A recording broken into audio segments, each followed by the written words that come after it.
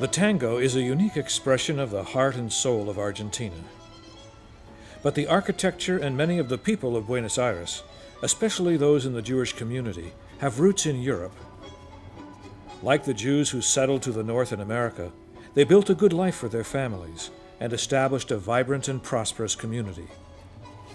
Their future was promising. But as the 20th century entered its final decade, that future changed. 1992, terrorists bombed the Israeli embassy. 2 years later, the Amia, the local Jewish Federation building, was bombed with the loss of 87 lives.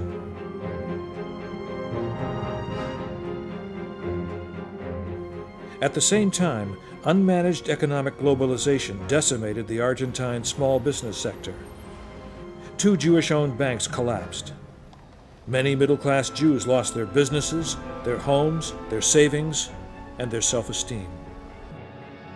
It's not easy for a person who have lived well to put in his mind as all had changed and we have to begin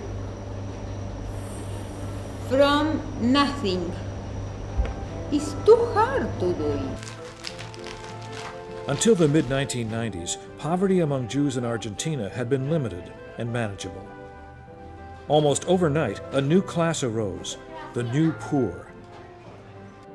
Relief workers found facing this challenge professionally demanding and personally unsettling. The new poverty doesn't come to us for help. You have to look for them. They are ashamed, and even you have to convince them to receive the help. The difficulty in the work we are doing is that we are very involved in the situation. You cannot put a distance between you and the beneficiaries because the professionals or the volunteers that are working with those people in need, they have also the feeling that maybe they also can be in that place. Because you will see them, they are like us, they dress like us, it's all the same. And it looks that our way of life is the same, but it's not anymore.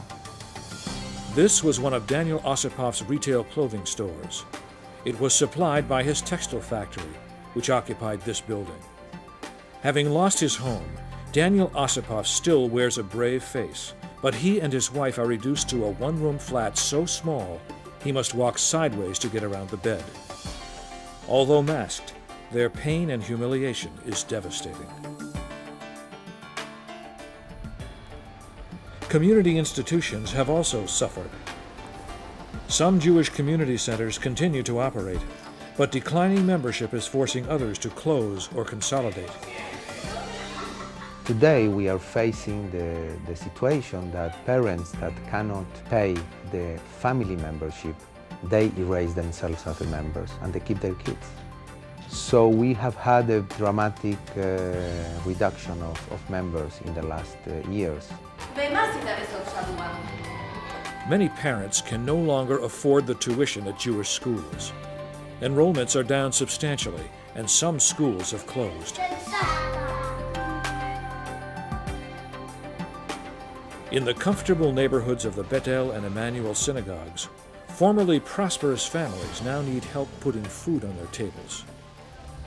The community in Argentina, Jewish community in Argentina, has a very difficult time.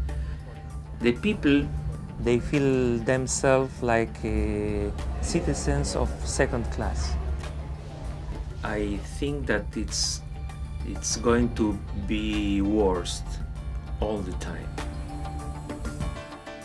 The weekly vigils at the Buenos Aires House of Justice are reminders of the loss of life and the loss of economic security the Jews of Argentina have suffered. We don't have peace here. We have 2 bombings. We don't have peace here. We have not work, not welfare, not bread, no human dignity. And the solution now is to repair and to build in Argentina a new constellation of opportunities, a new community, a new society. Argentina's crisis is more severe and more complex than the Jewish community's traditional service structure was accustomed to. New approaches and new leadership were needed. To be a Jewish community means to learn how to work together. So JDC proposal was, let's set up a coalition and let's see if we can take care of this group of people, and we create Solidarity Alliance. JDC has begun to assist and advise the Solidarity Alliance agencies as they work together to face this crisis. They are providing food. They supply medicine through a volunteer pharmacy. And they organize activities for seniors.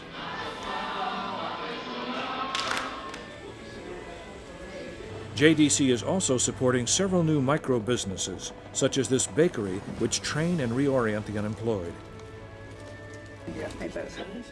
Although the former textile and clothing manufacturer Daniel Osipov has taken a huge step down in status, he's earning at least a small amount of money in one of these micro-businesses as a household exterminator.